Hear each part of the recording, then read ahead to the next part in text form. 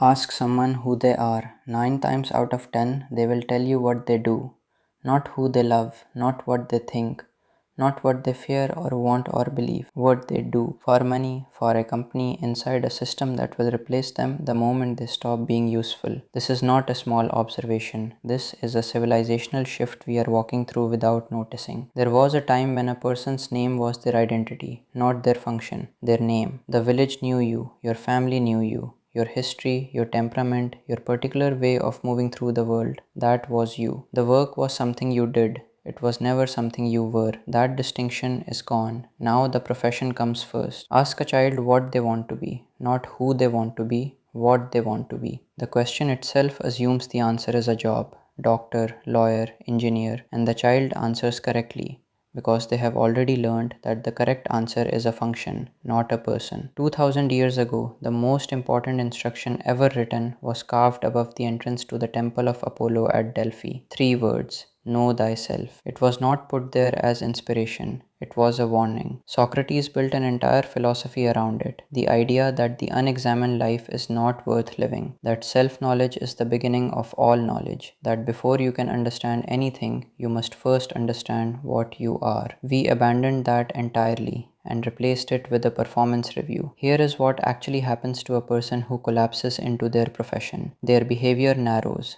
Their vocabulary narrows. Every conversation roots back to the same territory. Their social world contracts around people in the same field. Their sense of worth becomes inseparable from their output. A good month and they feel valid. A bad quarter and something existential shifts. Because the job is no longer something they do. The job is the answer to the question of who they are. Remove it and there is nothing underneath. The philosopher Heidegger described a mode of existence he called the they-self, the state in which the individual substitutes social role and collective expectation for genuine selfhood. One does not ask who one is, one asks what one does, what one is supposed to do, what they do. He did not describe this as a pathology of weak people. He described it as the default condition of social existence, the state you arrive at if you do not actively resist it. Resistance requires something to resist with, a self that has been examined enough to know what it is. That examination requires time, space, the specific luxury of existing without a function for long enough to find out what you are when you are not performing one. That luxury is becoming rare, and what is rare becomes inaccessible, and what is inaccessible stops being recognized as missing. And the system does not just allow this,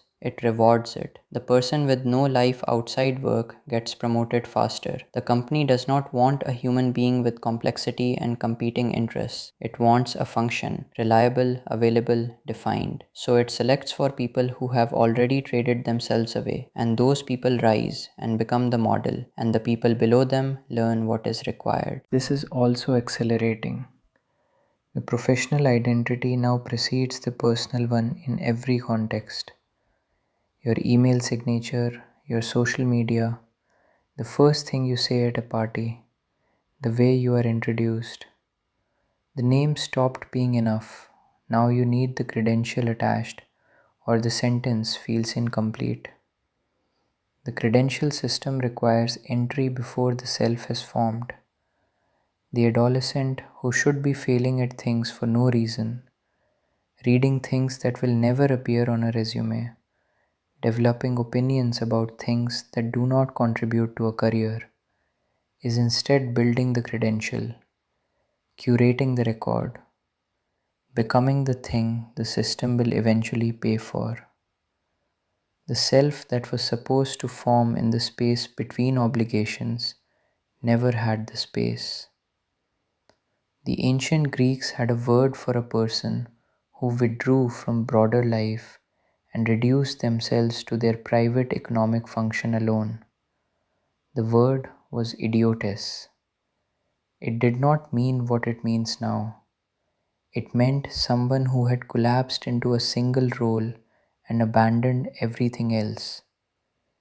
In Athenian civic life, the person who only worked and never participated in the broader life of the community was considered to have forfeited something essential about being human.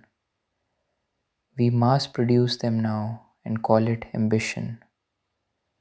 Aristotle made the distinction the system ignores. A knife is fully described by its function. The knife is complete.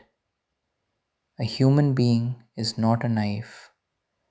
The human being has functions, several context dependent, but is not described by any of them. The human being is something that exists before and beyond the functions it performs, something that can ask whether the function is worth the life it consumes, something that can refuse. The knife cannot ask whether cutting is worth it. The human being can, and increasingly does not. The clearest evidence is what happens when the profession ends. Retirement, redundancy, illness, any of the conditions under which the role is removed and the person remains. Research on retirement is consistent across decades. The years immediately following the end of a career, particularly for those most identified with the professional role, show elevated rates of depression, cognitive decline, loss of purpose. Not because retirement is hard, because the self that was supposed to exist beneath the role is not there when the role is removed. The person looks for themselves and finds the job description, and the job description no longer applies. You do not have to quit your job to understand this. You just have to be able to answer one question clearly, without the title, without the profession, without the output. Who are you?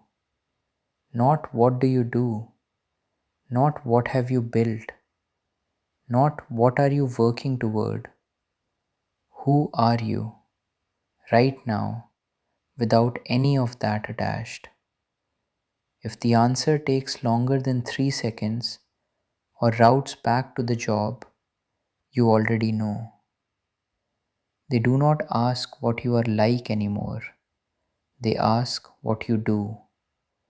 And if your answer to both questions is the same, you are already gone.